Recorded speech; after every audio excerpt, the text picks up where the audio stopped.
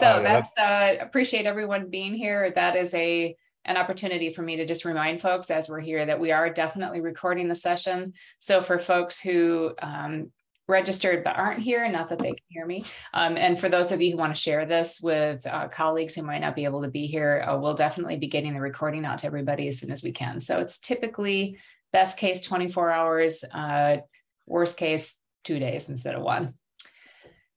So we'll give folks some opportunity, chance to join. Sometimes people are a little late. So for the first minute or two, I just wanted to say that in addition to recording, we are going to also be following up with all the questions that happen. So my first request for those of you who are here is to use the Q&A to just make sure that all of your questions get made visible to us, because if we're not able to weave them into the conversation today, we do actually answer all the questions and they become part of the follow-up email. They'll be on the recording page. So it's worth your time to put your questions in.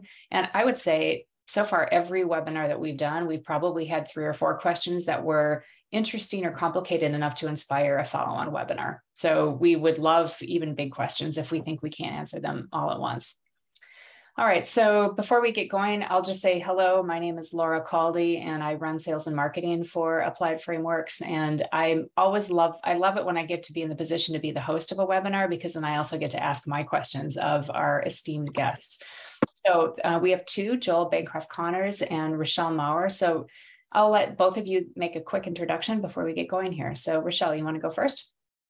Hi, my name is Rachele Maurer, and I am a principal consultant here at Applied Frameworks. I am also a SAFe program consultant in SPAC, and I have lots of experience in the Scrum world as well, and been an Agile coach for quite a while now. Really glad to be here. Thanks, Rachele. I think that Agile coaching and also the coaching certifications that you have really bring an interesting perspective as well to how you work with clients, both for Scrum and for SAFe. So I appreciate that. Joel, why don't you introduce yourself? Yeah, so my name is Joel Bancroft-Connors. I am a certified Scrum trainer and a certified team coach. Basically, it means I know way more about Scrum than is healthy for any human being. I have been at Applied Frameworks for almost 5 years. And really my specialty is in that interface layer between the teams and the rest of the organization. And I'm looking forward to talking about this topic because I spent a lot of time in this topic with clients. Excellent. Okay, so why don't we get going? Again, for folks who've just joined, we are recording, we'll be sharing it. And if you have any questions as we go, when they're really appropriate, I might even try to butt in and slide them into the conversation that Joel and Rachele will be having. But if you put them in the Q&A, we will get to them at the end of the session. Or if we just run out of time, we'll definitely be putting them into the follow-up email. So I'll turn it over to you both. Thank you. All right. Of course, Zoom helpfully restructuring all my screens the minute I hit share. So give me just a second. So welcome. So this webinar is about interacting with Scrum teams from really from a stakeholder perspective. Or another way of saying this is, why should I care? Our goal here is to try and help, if you are a stakeholder, help you to understand what it is, what's the really important things you need to understand, and what's the value and what do you need to do to interact most effectively with these Scrum teams. If you're somebody who is trying to figure out how to work with stakeholders better, we're hoping to give you these tools. This webinar, this format and flow have been very successful for us in helping internal clients to engage better with their stakeholders.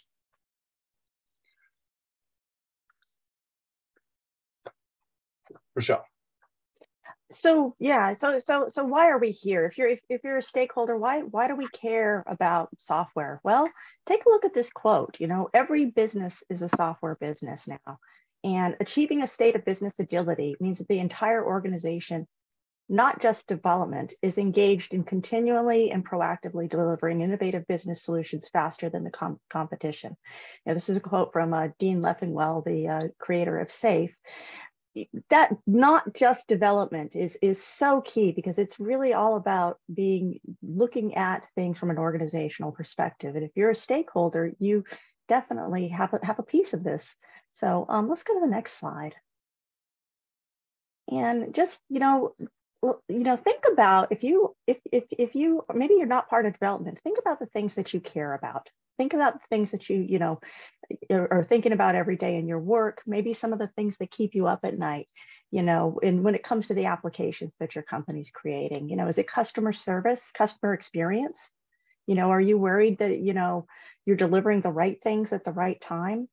Are you hoping that the applications that are created, hoping and praying that they actually meet those business needs? Maybe you're in a position to be concerned about security, or maybe you are responsible for legal and compliance standards, things that have a lot of impact from a financial perspective if you don't do them right. If these look familiar to you, then you are a stakeholder.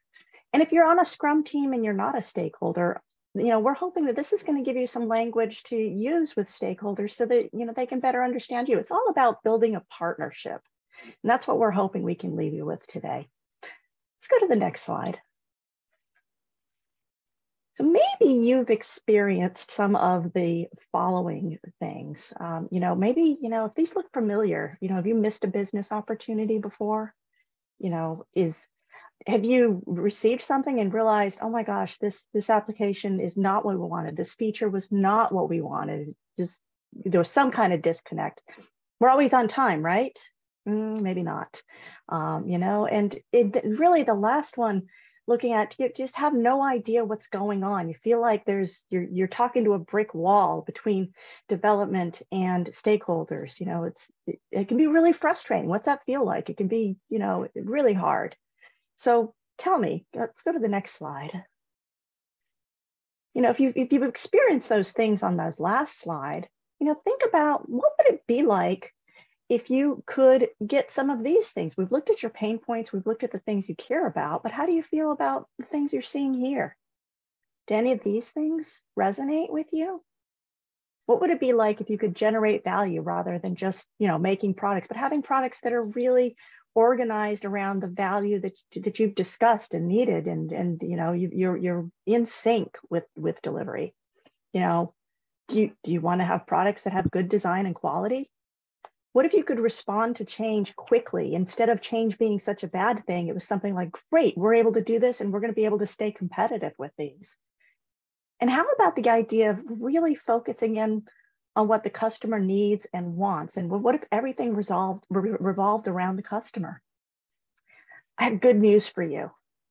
Every one of these statements comes from the world of Agile.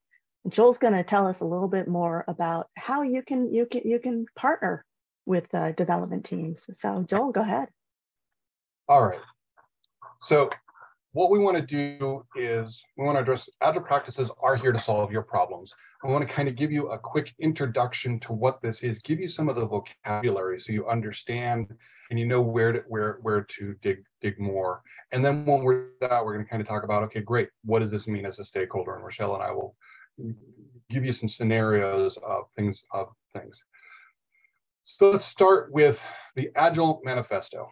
You got this thing here, and it says individuals and interactions over process and tools, working software over comprehensive documentation, customer collaboration over contract negotiation, responding to following a plan. Really what it is, though, is the Agile Manifesto is about two things. It's about building things right and making the customer happy. Of the four values, two of them are focused on better interactions, and one is about being able to respond to change. Who has never had a customer change their mind? I mean, the example I think of so much about responding to change is that Apple came out with their iPhone in 2005, and the traditional companies like Ericsson and Nokia didn't change their plans. They just ignored it. And within 3 years, the entire cellular market had been completely disrupted. Now, that said, one of the things that tends to confuse people is software. Working software, developing software. Yes, the manifesto was created by a bunch of software experts, so they were very focused on software. In reality, though, we can change software to product, and everything still applies. And a lot of people are now using this. We are seeing the use of Scrum in education, in sales, in marketing, in biotech, in military operational planning. The concept of Scrum has now extended beyond and is not just something that is in software. So the manifesto itself is only a set of ideas. They're a set of guiding values and principles. To get to something that actually solves the problems, we want to look to something called Scrum. So Scrum is a lightweight framework that helps people and teams and organizations generate value through adaptive solutions for complex problems. I mean, let's look at that again. I mean, my animation already spoiled it, but let's look at that. Generate value. Think about that. This is not a development tool. This is not something, some black art science. It's all about how do we generate value. We want to really look at Scrum boiled down to its barest essentials. The first is it works to solve work is prioritized to solve a problem. What is the problem we're trying to solve? If you as a stakeholder always keep that thought in your brain, is what problem am I trying to solve? And that's what you take to a product owner, a product manager, the conversation is going to be so much better. So work is prioritized to solve a problem. The team turns some of that work into value. Value, again, are we getting some money? Are we offsetting some negative value? Are we getting feedback? That is value. The team and the stakeholders, you inspect and adapt. Okay, great. We built this stuff. How does this work? Is this what we need? Great. Okay, wonderful. And then literally you rinse and repeat. That's really the entire concept here. Unlike what a lot of people tend to think of when they hear about Agile or Scrum. And it's like, really? I thought Scrum was just all about, well, okay, wonderful. I'm having technical issues. So, I mean, Scrum is actually named after Scrum, but it's not the Wild West. It's not about follow the plans. It's definitely not about being lazy and not doing anything.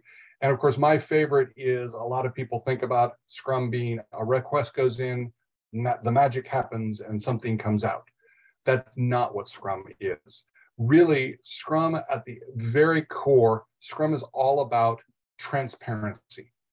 Transparency gives us the ability to see what's going on, to then inspect and to adapt. So it's about transparency and then the ability to adapt our plan. The example I like to give here, actually, I'm sorry. So it's a transparency and the ability to adapt. If we take this and understand this a little bit more, let's look at what the theory around Scrum is. The theory of Scrum is based on the concept of empiricism. And we have the three pillars of Scrum that promote empiricism. Now, empiricism is the idea that knowledge comes from experience and making decisions based on what is known. So how does that empiricism work in Scrum? We start with transparency. So transparency means that at any given time, it is very clear what there is to do and what the outcomes are. If we know what work there is to do and we know what the outcomes are, then on regular cadence, we are then able to inspect on that. So pillar of Scrum is inspection. We know what to do. We know what the outcome is. We know where we are. We can inspect our progress. Hey, based on the success or failure we had in the last sprint, how are we towards meeting our bigger product goal? Once we have that inspection, we can take the feedback, and that allows us to move to the third pillar, which is adaptation.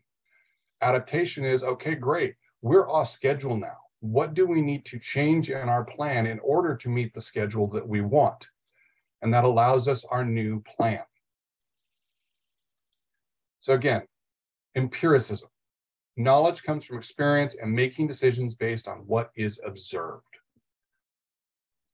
The analogy I like to use here really to take away is think of GPS. So Rachele, in 1999, Rachele and I are native Californians. I don't live there anymore. I can't anymore, but both from California. So in 1999, I was driving to Lake Tahoe and I took a wrong turn on a mountain road on my way to Lake Tahoe. Now, it was 20 miles to the next road sign. Now, given those mountain roads and everything, when did I know that I had taken a wrong turn? Probably about 20 miles into that. Yep, probably about 20 miles. So 20 miles in, I realized I'd taken a wrong turn. So given the mountain roads there and everything, how far off schedule was I based on that wrong turn? Oh gosh, driving on those mountain roads, it could be quite a while. Yeah, we're talking probably a good 2 hours at least. Now, yeah, and hoping you have a turnout there. Yes. Now, today, I take a wrong turn on that same mountain road. Laura, when do I know I've taken a wrong turn? Well, back then, forever. Today, it will tell you about 10 feet in. Yeah. Recalculating that wonderful, helpful little GPS. The idea about Scrum is it's GPS for your product. If you can do this in transparency, inspection, adaptation loop every month, that's 12 times a year. You know whether or not you're on course for your product. If you can do it every 2 weeks, that's 26 times a year that you're able to inspect and adapt and know whether you're on track for your product. So how does Scrum work? Let's take a look really quickly at how Scrum works to help you understand how this transparency, inspection, adaptation loop works. So the first thing is we think about the container of all of this is called the sprint. If you think about it, a sprint is like a car. Everything that you need to get to your journey is inside of this sprint. So it's basically a short, value-oriented time box. We want to get somewhere. How are we going to generate value in a short amount of time? So if we think about the car, then what's the engine? The engine is the Scrum team. So the Scrum team is made up of the product owner. The product owner is accountable for maximizing the value of the product resulting from the work of the Scrum team. We then have the developers. The developers are anybody who's doing the work. Developer is a very generic term. I've seen Scrum teams where the developers were salespeople, where the developers were data scientists. It's the people doing the work.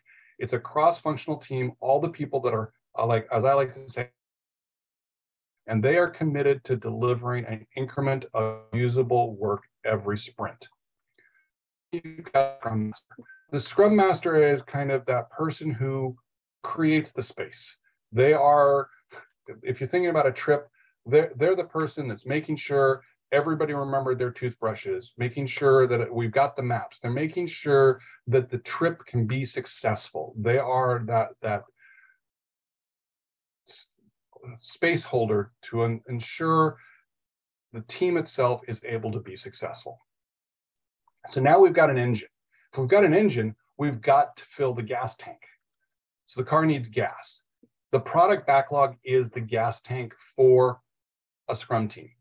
Everything that is wanted to meet a product goal is in the product backlog. All work that a Scrum team does comes from that product backlog. If you as a stakeholder want something done by a team, if it's not in the product backlog, then it doesn't exist. And you want to work with the product owner to get it into that product backlog. That is refining.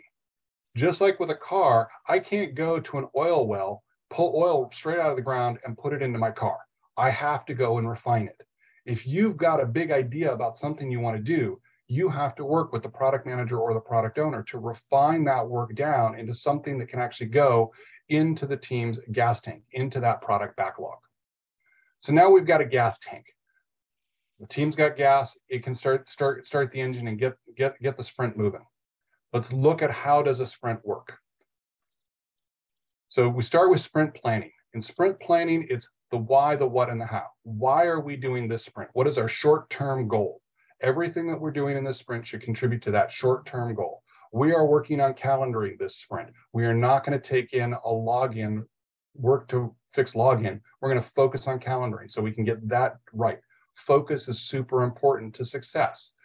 What are we going to do? What are the specifics? And then very importantly, how? The team works on figuring out how they're going to do that. And that's where the developers figure out how they're going to do the work. We get a sprint backlog from this. That is the artifact that documents what the team's going to do. It's very transparent, so you as stakeholders know what the team's doing every sprint. Then we have the daily scrum. The daily scrum is the daily version of the transparency, inspection, and adaptation. It is literally the daily GPS for the team, where the team does a daily plan and goes, how are we on track to meeting our sprint goal? What do we need to change, if anything? This is their recalculating. We come to the end of the sprint and we have the sprint review. The sprint review is all about working product and getting feedback. Again, this isn't just you go to a sprint review and they show up, they show you some slideware and then they walk away. You're not getting value. It's about having a conversation. It's about saying, okay, here's what we built. What does that mean? How does this change our overall plan? And then finally, the sprint retrospective. The sprint retrospective is where the team itself looks on how they can improve.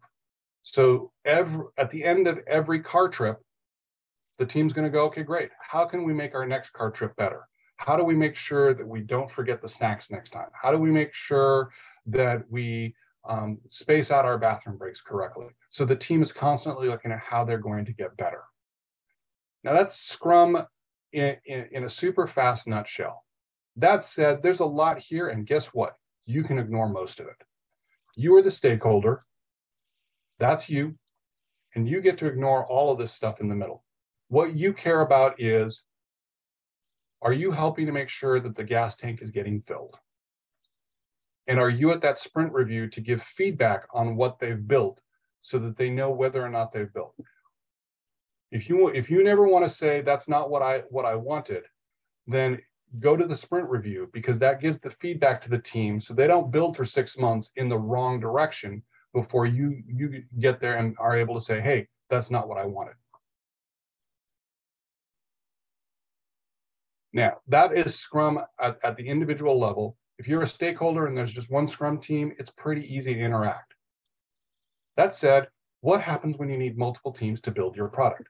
The reality is most of the work we have needs multiple teams to build a product. If you're just dealing with a single team, it's easy. If you're the stakeholder, it's a direct connection between you and the team. You probably know every single team member, you know them, you know what's going on.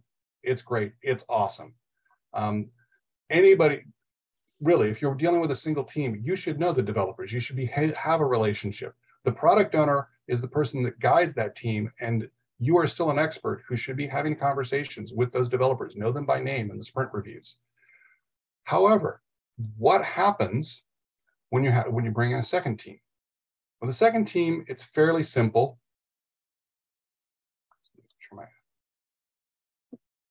You pull the product owner out of the team, one product over 2 teams, works pretty well.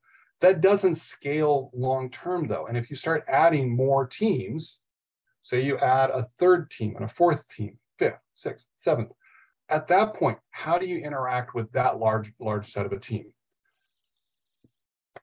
What we do is we introduce the idea of a product manager and really a program manager or an agile program manager.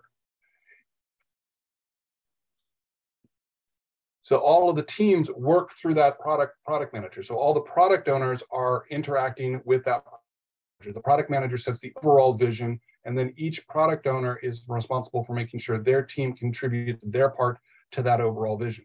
The agile program manager is that conductor. They're the person that sits back and makes sure all of the moving parts are working and creates that environment where all the teams can be successful working together, cross-team dependencies, cross-team challenges. Now, to do this, you really need to bring in the concept of agile portfolio management. When you've got that much stuff going on, you need to start going, okay, how do we take our big pieces and breaking them down and making that all work? And so then you as the stakeholder feed into the agile portfolio management process.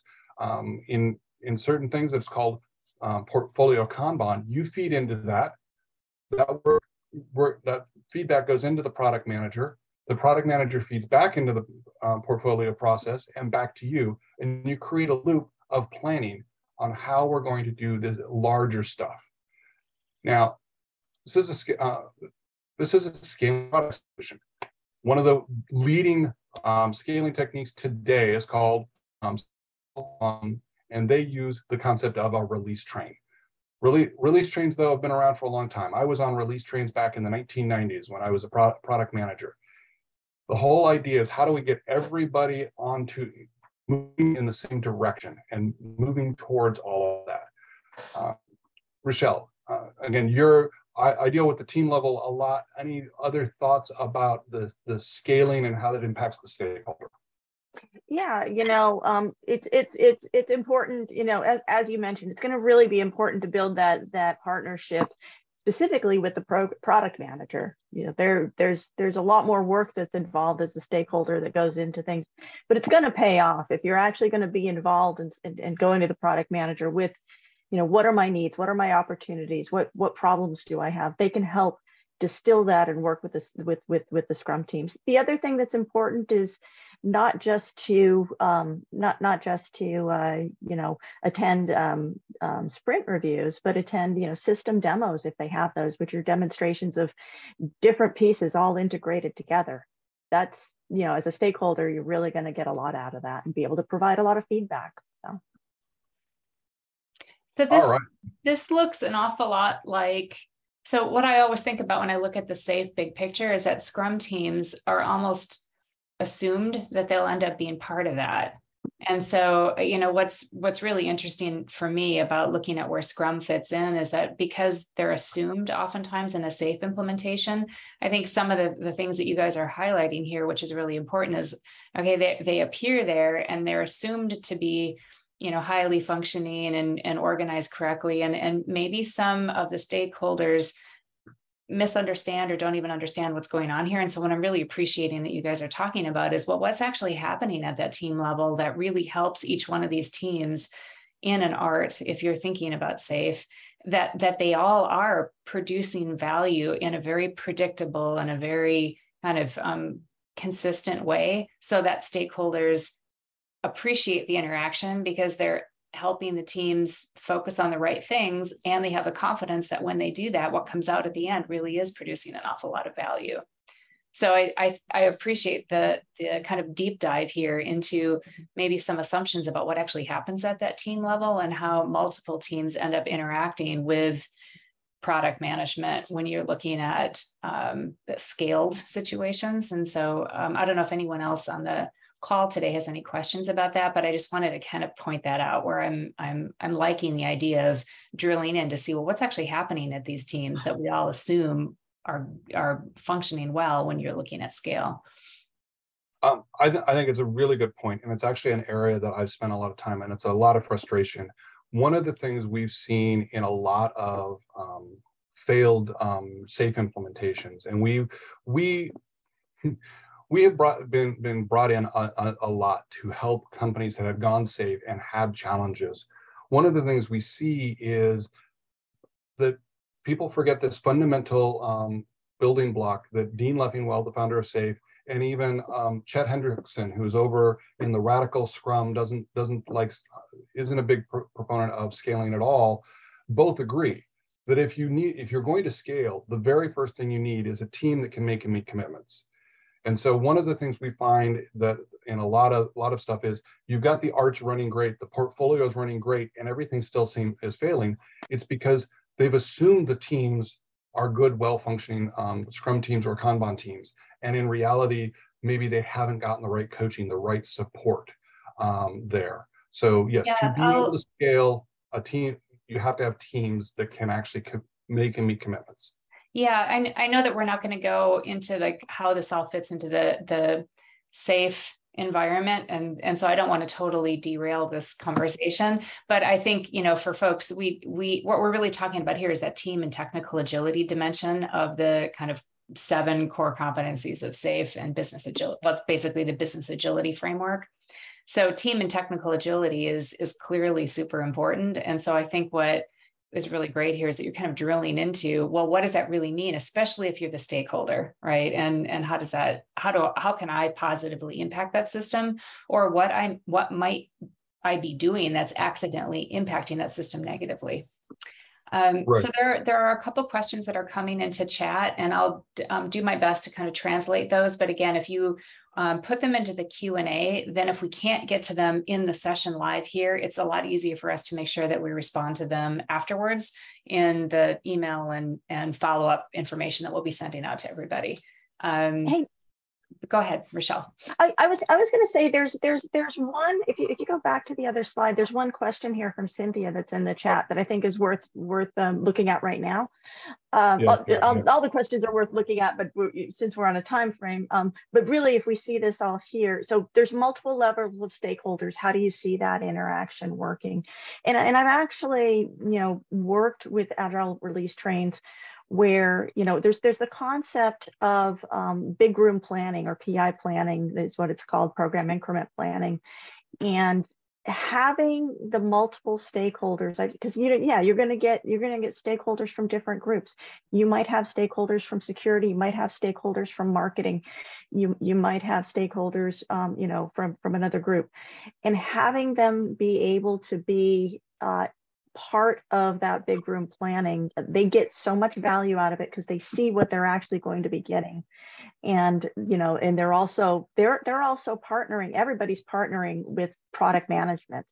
And in some cases, the product manager is more than one person. There might be product management, there might be a handful of product managers that are working with those different groups. So that's how that interaction kind of works. So I just wanted to address that one. And yeah, noting here another thing in chat with our teams, and we found that it's critical for the product owners and program product owners to communicate closely with the matrixed functional leads. Yeah, if you've got that kind of setup, it's all about that communication and keeping that alignment. So please continue. Yeah, before we go to the next slide, I'll address one other question. It's the Scrum Master replaces the Program Manager. So first off, Program Manager, in SAFe, you hear the term RTE, Release Train Engineer. Really, that's just SAFe's term for Agile Program Manager. So program management, there's still a need. When you are scaling and you're an enterprise, there's still a need for program management. I am a recovering program manager myself. It's been over 12 years since I opened a Gantt chart. I actually was originally very resistant to Agile, and it scared me. I literally did say, you'll probably waterfall from my cold, dead hands. Part of it is because when you get to the Scrum team level, yes, there is no project manager in a Scrum team. Instead, they've taken the role of the project manager has been aggregated across the team. So things like roadmap and milestones and budgeting, that's the product owner's responsibility. Things like quality and how are we doing on the next release and that kind of status, that's the developers themselves. Facilitation, that's still the Scrum Master, but we've aggregated the role of the project manager out. Now, the one thing I want to say here is that doesn't mean that project managers automatically become Scrum Masters. No. Project managers, it's going to really depend on their background and their mindset. But a project manager still has a role. It's just, are you going to go and you're going to start pursuing being a Scrum Master, or do you want to go pursue being a product owner? Those are both completely valid tracks for a project manager in an organization that's going. One more thing about the idea of the program manager, that release train engineer role sometimes is thought of as a chief Scrum Master role or a Scrum Master of Scrum Masters. That helps. All right, so let's talk a little bit about, now that we understand this, we've created this picture.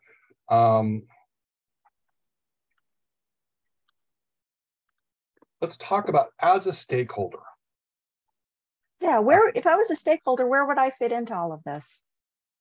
Yeah, absolutely. So if you were a stakeholder, how do you fit into all of this?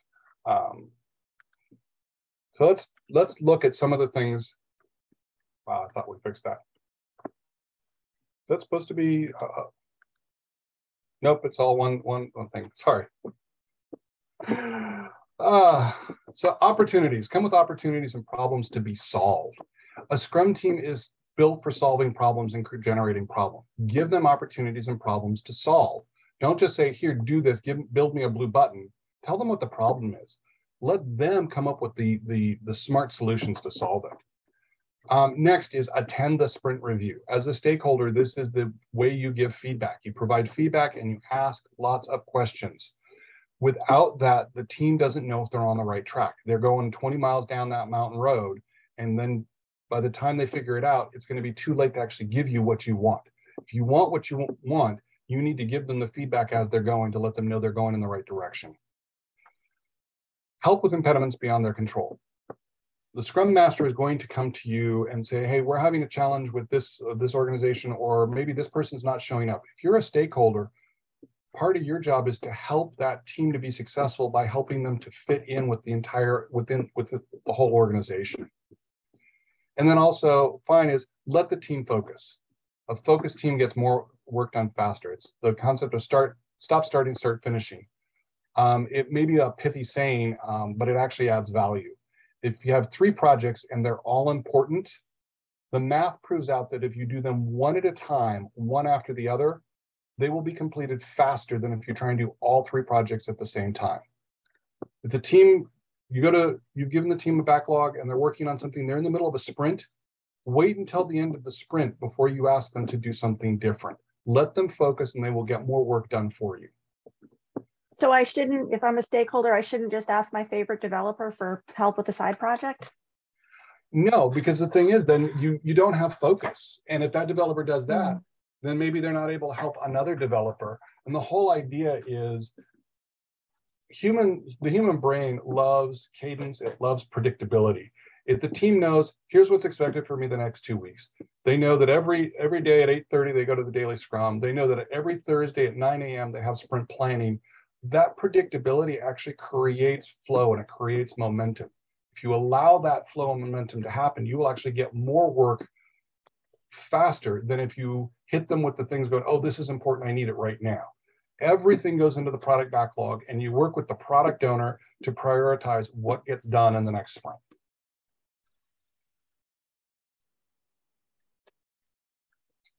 All right, so then we've got some questions to go through as a stakeholder.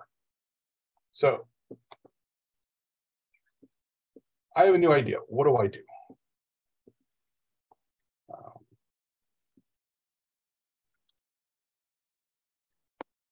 So bring it to the product manager as an opportunity or problem to be solved.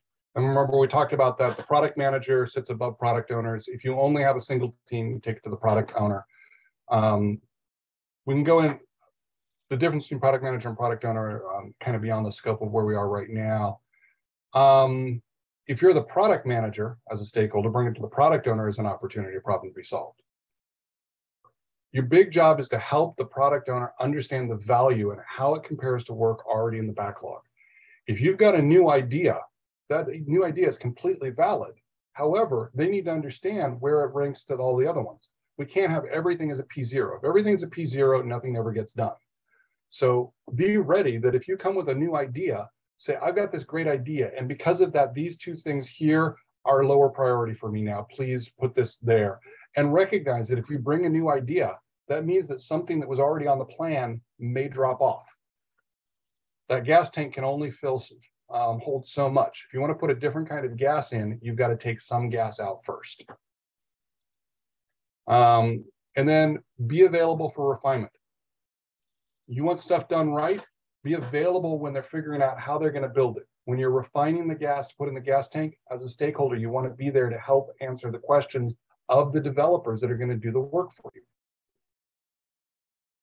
You know, I think this really also points to that question about the multiple levels of stakeholders here, because you might have 2 completely different stakeholders with completely different priorities. And it's great that that product manager or the product owner role, they actually get to take that and distill it and provide and put that priority and order the work.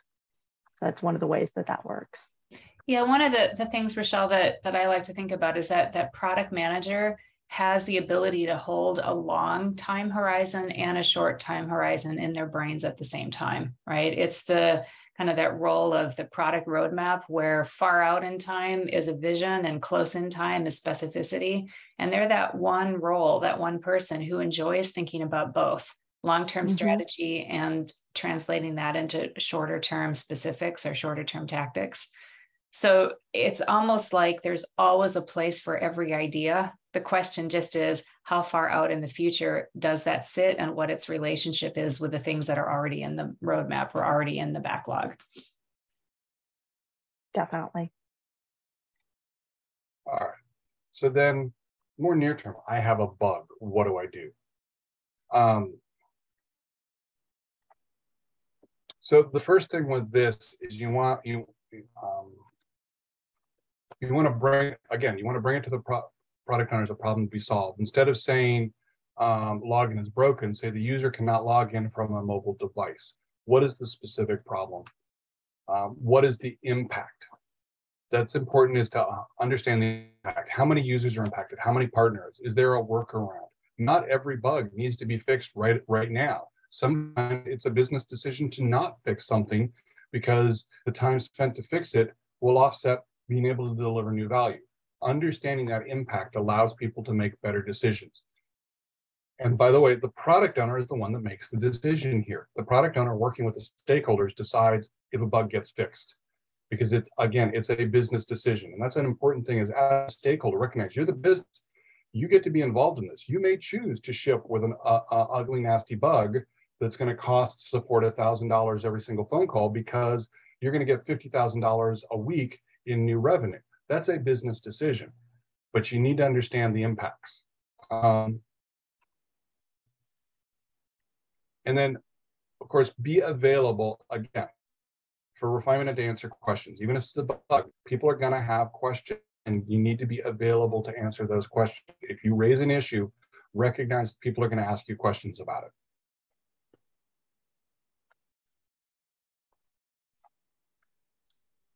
And then, of course, we talked about this. The customer has changed their mind. I mean, when does that not happen? So first is, ask yourself if the product goal is still valid. Is your long-term objective still valid? Okay, great. Then keep going. Don't worry about it. Be prepared to start fresh on your requirements, though. If things have changed, if Apple comes out with the iPhone 1 and they've totally upset the market, should you as Nokia continue on your 2-year development plan to build your next generation phone, or should you maybe think about changing plans? So collaborate with the product owner and talk about how does that backlog might need to change. Also, remember, change is not a bad thing. When I was a project manager, I was reviled because you couldn't get changes through my project at all. I made it so hard to do change control. And more than one of my projects failed. And I'm quite probably to blame for some of those, because I didn't let change happen when change was what needed to happen. So change is a good thing.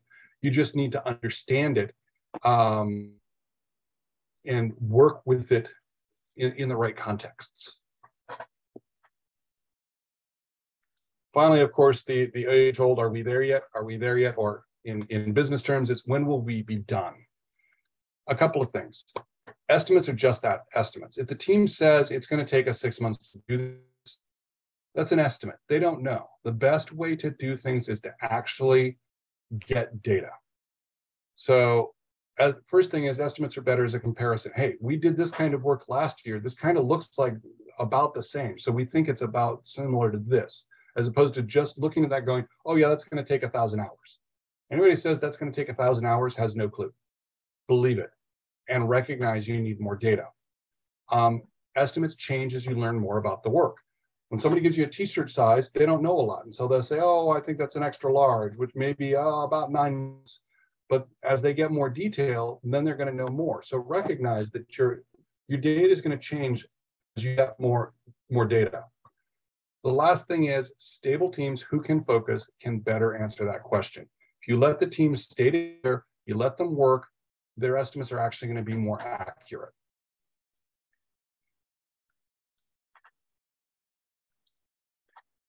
So that is Scrum in a nutshell, and how you as a stakeholder can interact with Scrum. We have an opportunity to answer a few questions here. Laura? Yeah, there's a couple just around what happens if you have just a product manager but no product owners, or maybe even the flip, the product owner but no product manager. Sometimes I think what might be happening with Scrum teams is having a product owner assigned or working with a team isn't always the case. So what are your thoughts around that as one of the questions? So first on that one, there are a lot of things that are needed for a successful Scrum team. If you don't have a product owner, don't even bother. Product owner is a full-time job. Working with a Scrum team is a full-time job as a product owner. It's not something you do off the side of your desk. If you are a product manager and you're working with a Scrum team, you need to be interacting with them every single day. Otherwise, you are a stakeholder. You're not a product owner. So that's part of it. Go ahead, Rachele. And yeah, just to follow on what Joel said, I've as a Scrum Master, I've been in that position where you've had like completely absent product owners. You may as well not have had a product owner. I've been in position as a coach working with teams who try to work without a product owner, and that really just that stinks things. It's I've seen it out in the wild. I would agree with Joel. Don't bother. Yeah. try to fix that.